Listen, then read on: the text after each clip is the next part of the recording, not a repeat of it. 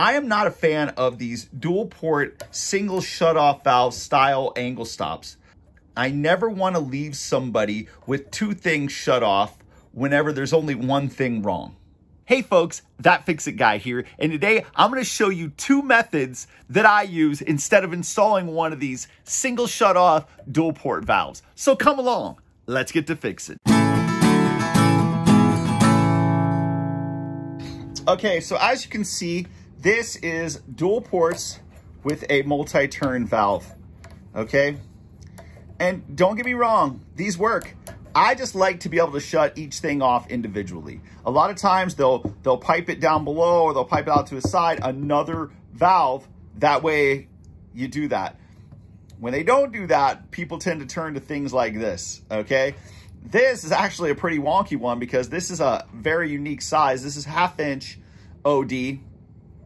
And they used to hook dishwashers and things like that up. You don't really see this size too much anymore on an angle stop. First thing we're gonna do is we're going to remove this thing.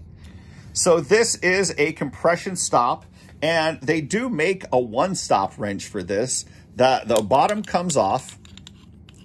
You know, if you don't have any of these tools, it's okay. I'm gonna show you how to do it. But you can stick this in there, and then this actually comes off pretty easy. Otherwise, it'd be pretty hard. We're gonna trash this valve, but if you were gonna save it or you were gonna add one on and put it on, I would recommend putting a nut on this. That way you have something to hold on to and you don't smash these. Because really, you can egg this out pretty quick. Even when you're using this, make sure you have this nut on. That way you don't egg shape one of these holes, because you will real easy. So then you wanna just grab 2 adjustable jaw wrenches. Get that held on there and just loosen that nut. Pull this out. And here's something I wanted to show you. I've had a few people ask, why do you remove this ferrule? Why wouldn't you just put a new valve on and use this way? Okay, well, here's the reason why I tend to change these out a lot. Some of these valves are not the same depth, right? This new valve is a lot shallower than this older valve. This old valve, actually, the pipe goes in pretty deep. Like, you can see that's where that goes in.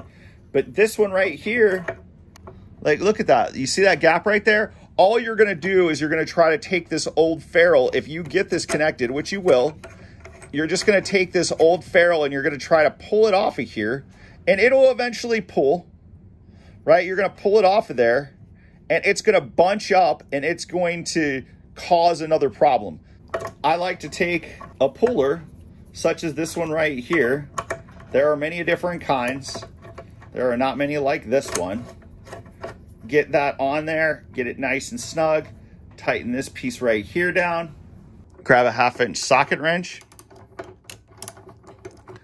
and just start cranking. And as you crank on this, you will see it moving off of that pipe. All right, so one of the methods that I like to do, take a T, solder on a couple little small pieces of pipe, get that soldered up in the orientation that you like. You could go this way, you could go this way, whatever works for you. And that way you have 2 different shutoff valves, right?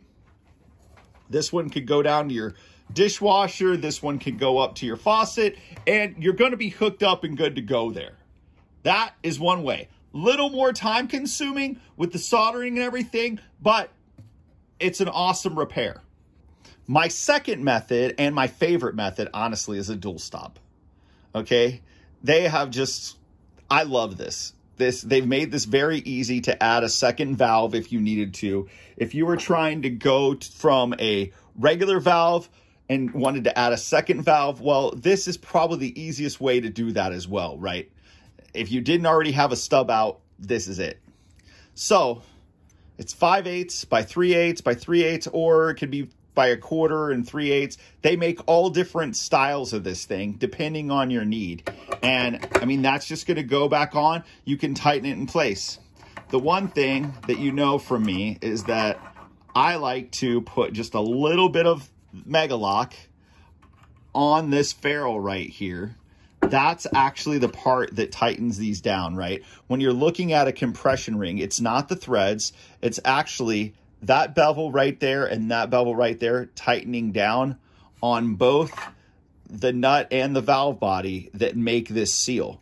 So I like to put just a little bit around that right there, pop that bad boy in there, and I've never had a problem with it. That's probably why I continue to do it.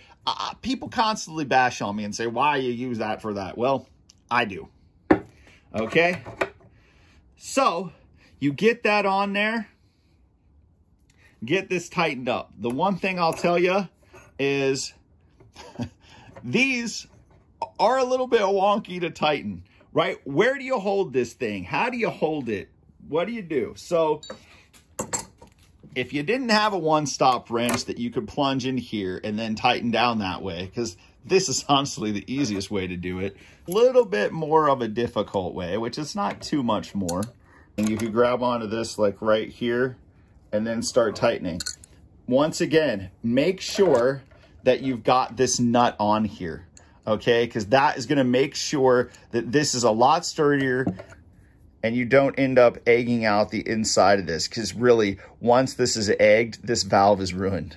Go turn your water back on and then check for leaks. Water's gonna come up to here. You know, run some water and then see if it's dripping. If it is, you can just tighten it up a little bit more and you're gonna be good to go. So people often ask, how tight should this nut back here be? All right, well, once you go hand tight, you can go a half turn, a full half turn past that, and that should be pretty tight. If you think you need a little bit more, well, you could probably go to 3/4. You don't have to go crazy. You don't have to summon your battle cat and freaking give it the grip of death, okay? All right, folks, so adding the dual stop is going to be the most DIY friendly version, right? Method number 1 is awesome if you're not afraid of soldering in tight spaces, which I'm not afraid of it. I just don't like doing it if I don't have to. And with this way, I don't really have to. And so now I'll be able to shut off anything I'm working on instead of having to shut both things off.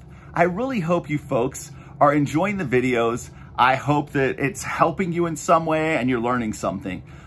Please, like I said, leave me some feedback, leave me some comments. I'd love to hear from you. You know, we're just trying to help people. We hope we're doing that. Thank you very much, and we'll see you again real soon.